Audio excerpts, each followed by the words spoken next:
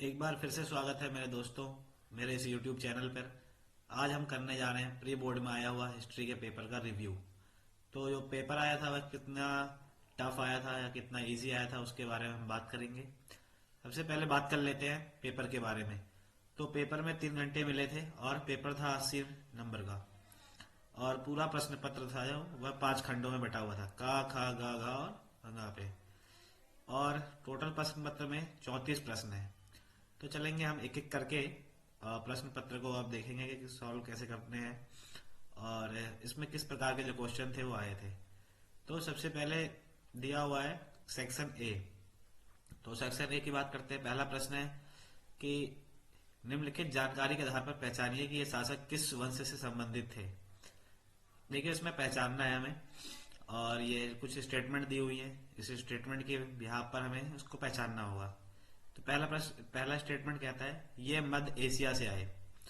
ब्राह्मण इन्हें मलेच्छ, बर्बर और अन्य देशीय मानते थे।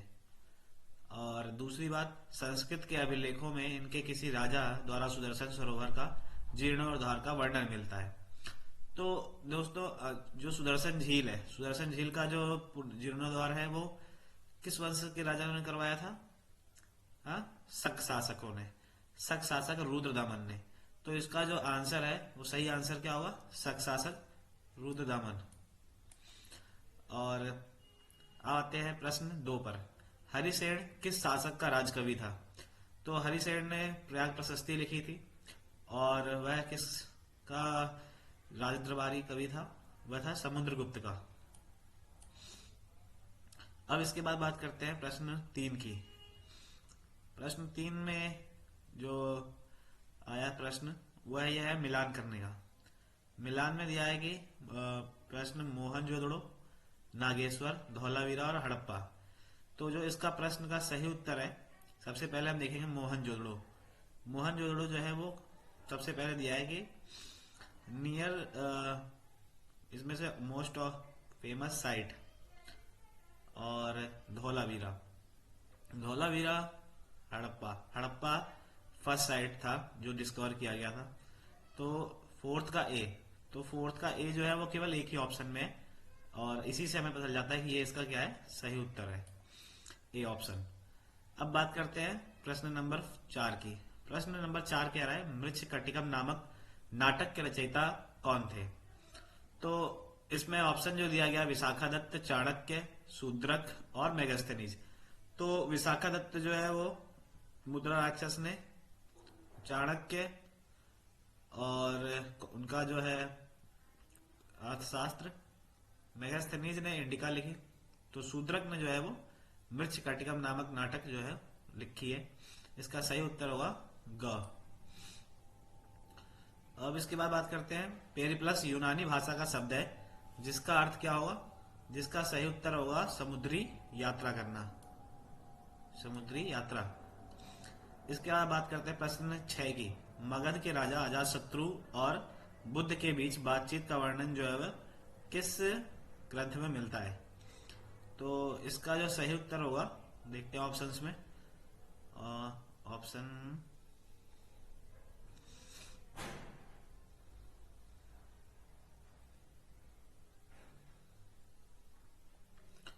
दोस्तों, यहाँ थोड़ा सा गड़बड़ हो गया है। स्लाइड जो है ऊपर नीचे हो जा रही है। देखता हूँ मैं क्या कर सकता हूँ इसमें। प्रश्न नंबर 6 है मगध के राजा अजातशत्रु और बुद्ध के बीच बातचीत का वर्णन किस ग्रंथ में किया गया है? तो जो सही उत्तर होगा इस प्रश्न का वह है सूत पिटक। सूत पिटक में ही जिक्र किया गया है बुद्ध और अजातशत्रु के बीच जो बातचीत हुई है।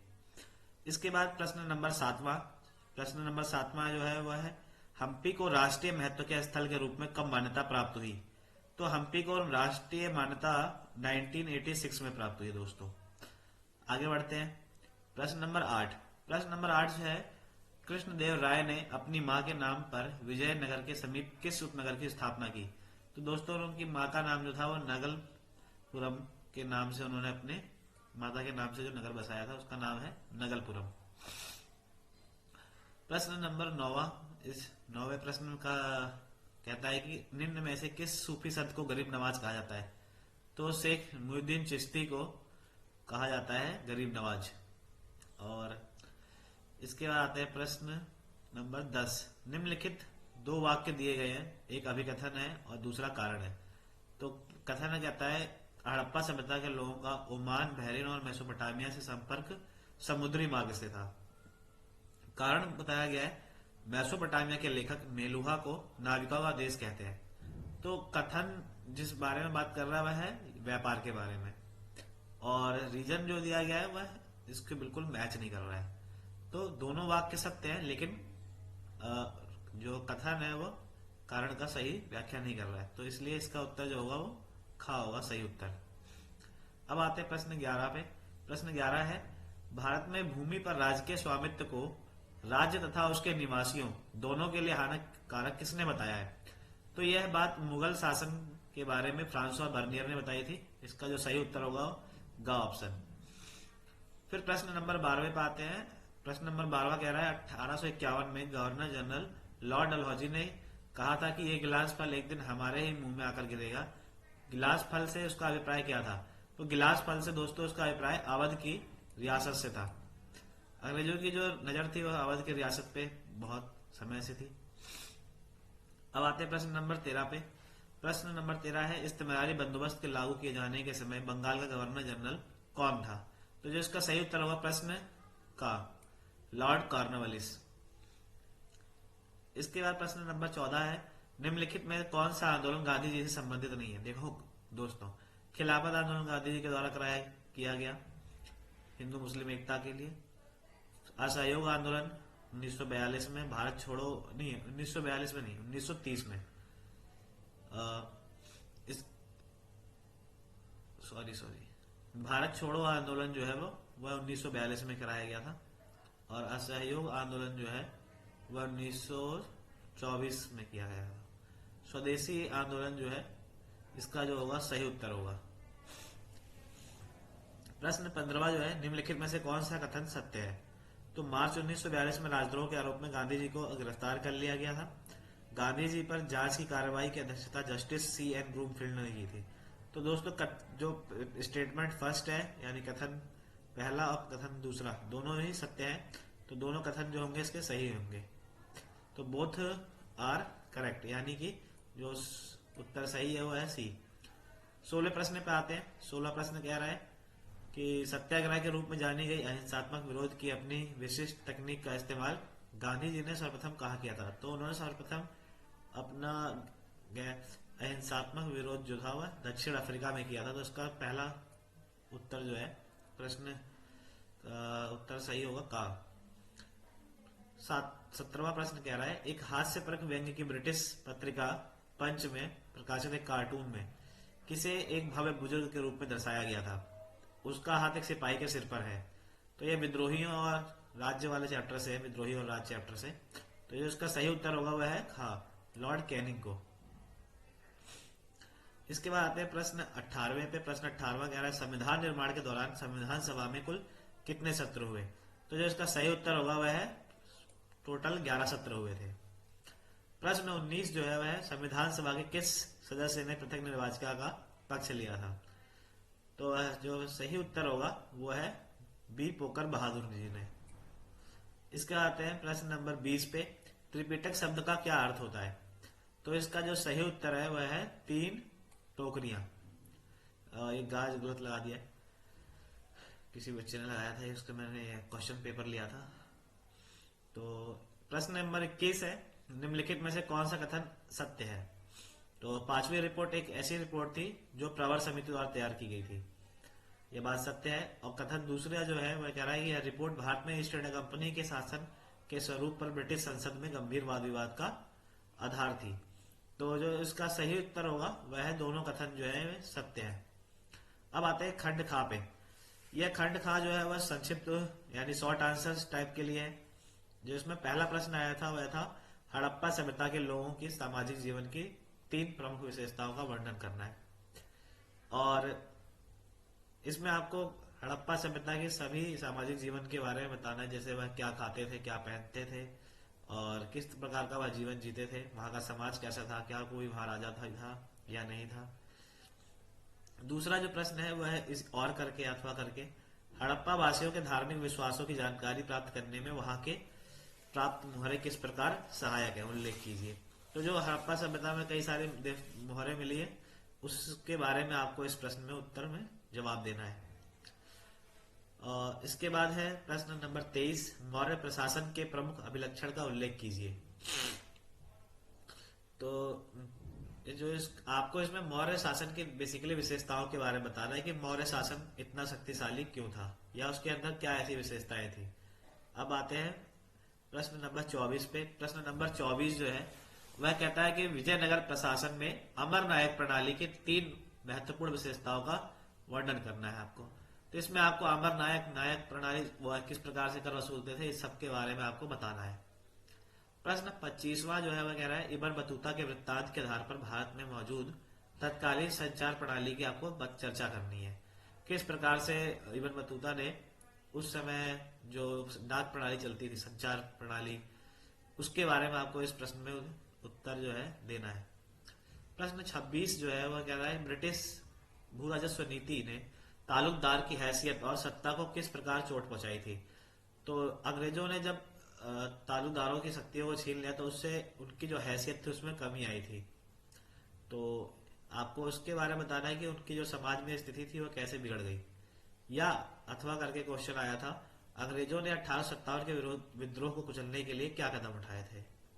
तो आपको सारे कारण बताने हैं कि कैसे उन्होंने विद्रोहियों को कुचलने के लिए क्या कदम उठाए, सैनिक कदम या जो कानून बनाए गए या घेराबंदी जो उनकी की गई, इस तरीके से। और न्यायालय का क्या इसमें रोल रहा।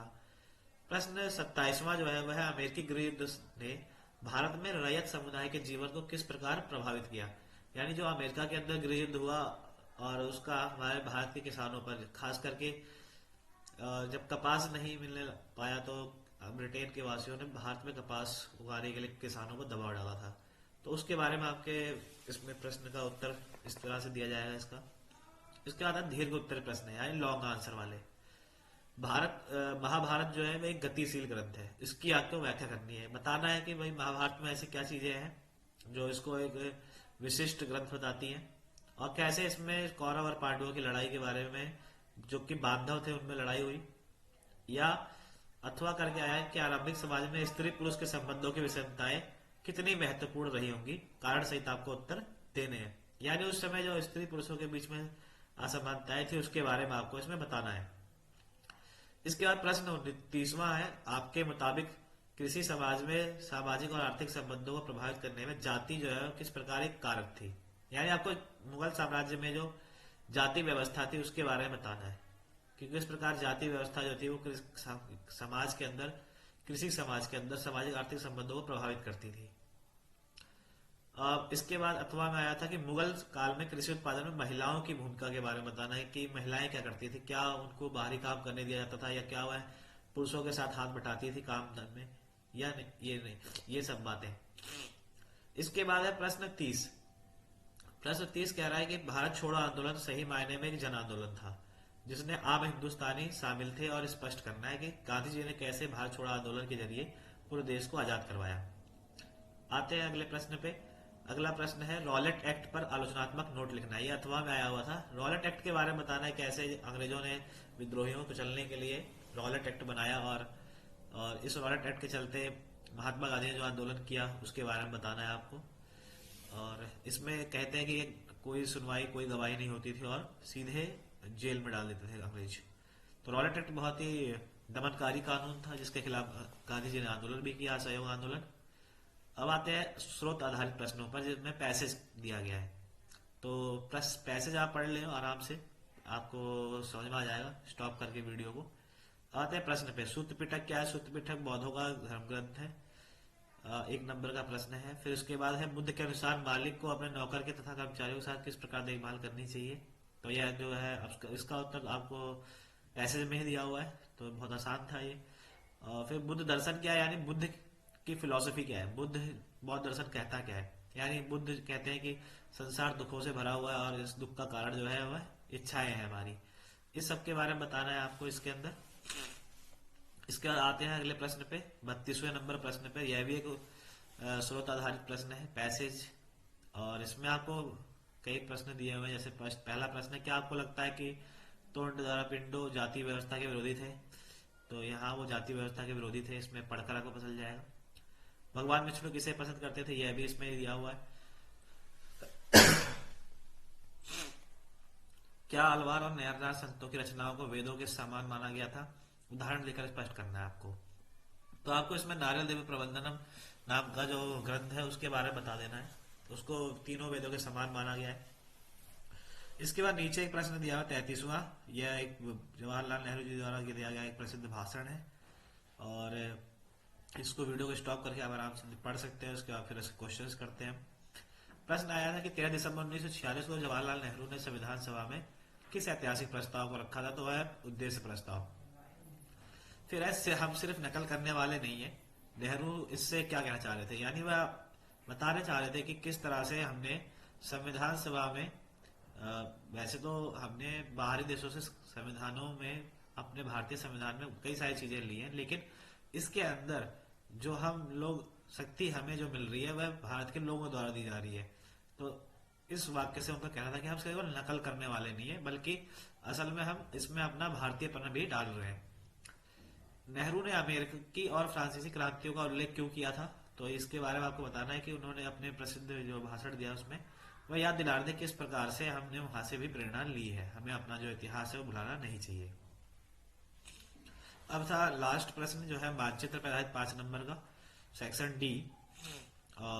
इसमें जो मैप आया था दोस्तों वो था कि पहला कि शक वंश एक महत्वपूर्ण वंश है, इसको अंकित करना था कहाँ पे है वो। फिर है भरहुत जो कि मध्य प्रदेश में था, और शक वंश जो था वो गुजरात में। जलियांवाला बाग हत्याकांड पंजाब के अंदर अमृतसर के अंदर हुआ था। चौरी चौरा कांड गोरखपुर में हुआ था, यथवा करके आया था। और बाकी मैप के अंदर लोकेट करने थे ए बी सी स्थल जो थे, और मैप इसमें दे दिया है, सबमिट कर दिया तो इसमें है नहीं। लेकिन आपको ध्यान रखना पड़ेगा कि हड़प्पा सभ्यता से भी क्वेश्चन आ सकते हो, हड़प्पा सभ्यता के मैप से। धन्यवाद दोस्तों अंत तक देखने के लिए वीडियो को। अगर वीडियो पसंद आई हो तो लाइक सब्सक्राइब करना जरूर करें, और हमारे चैनल को सब्सक्राइब करना ना भूलें। धन्यवाद दोस्तों, हैव अ नाइस डे।